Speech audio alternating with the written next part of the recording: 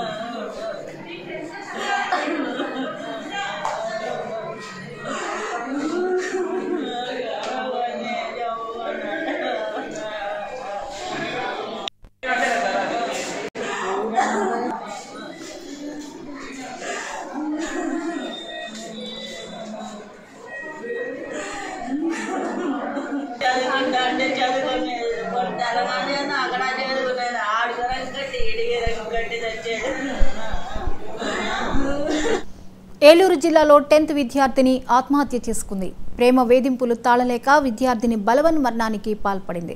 కొంతకాలంగా మాధుర్ని మహేష్ వేధిస్తున్నాడు. నిందితుడిని శిక్షించాలని బాలిక తల్లిదండ్రులు డిమాండ్ చేశారు. ఇక ఈ అంశంపై మరిన్ని అప్డేట్స్ ని మా ప్రతినిధి దుర్గాప్రసాద్ అందిస్తారు. దుర్గాప్రసాద్, చెప్పండి, మాధురి ఆత్మహత్యకు సంబంధించిన వివరాలేంటి? జ్యోతి, ఏలూరు నగరానికి చెందిన మాధురి అనే 10వ తరగతి విద్యార్థిని ఉరివేసుకుని బలవంత మరణం చెందింది. గత కొంతకాలంగా ఏలూరు నగరానికి చెందిన మోషే అనే ఓ యువకుడు తనను ప్రేమ పేరుతో వేధిస్తున్నాడంటూ కూడా పలుమార్లు ఇంట్లో చెప్పడంతో అతనిపై అయితే గతంలో పోలీసులు అయితే పోక్సో కేసు కూడా నమోదు చేసిన పరిస్థితి అవుతుంది.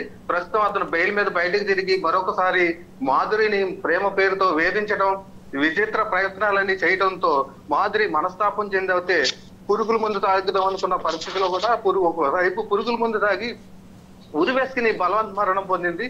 దీంతో కుటుంబ సభ్యులు అయితే కన్నీరు మున్నీరు అవుతున్నారు. అయితే అతను కూడా ఎవరైతే వేధింపులకు పాల్పడ్డాడో ఆ యువకుడు కూడా తనతో పాటు చదువుకునే విద్యార్థినా లేకపోతే వేరే వ్యక్తా?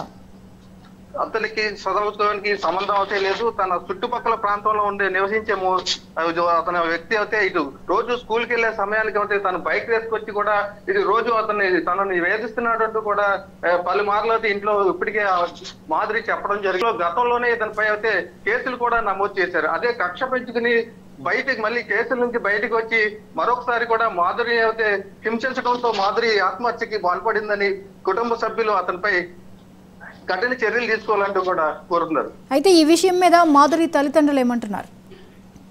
తన కూతురు మృతికి పక్కాగా ఇటు మోసే కారణమని, ప్రేమ పేరుతో తనను చిత్రహింసలుగా పెట్టేవాడని పలుమార్లు తాను ఇంటికి వచ్చి అనేక ఆవేదన చెందుతుందంటూ కూడా చెప్పారు. అతను చేసేదేమి లేక ఇప్పటికే కేసు పెట్టావు, మరొకసారి కూడా అతను ఇలా చేయడం వల్ల తన వల్లే కూతురు మృతి చెందిందంటూ కూడా ఆవేదన చెందుతారు. జ్యోతి, రైట్. ఇక పోలీసులు మరి ఈ విషయం మీద దర్యాప్తు ప్రారంభించారా? ఈ ఘటనపై అయితే పోలీసులు ఇప్పటికే కేసు నమోదు చేసి దర్యాప్తు చేపట్టారు. గతంలో కూడా ఇతనిపై కేసు ఉంది, ఏదైతే ఉందో దాన్ని మరొకసారి తిరగతోడేందుకు ప్రయత్నాలు అయితే చేస్తున్నారు. నిందితుని అయితే అదుపులో తీసుకుంటామని 1 టౌన్ సిఐ ఇప్పటికే తెలపడం జరిగింది. జ్యోతి, రైట్. Thank you Durgaprasad.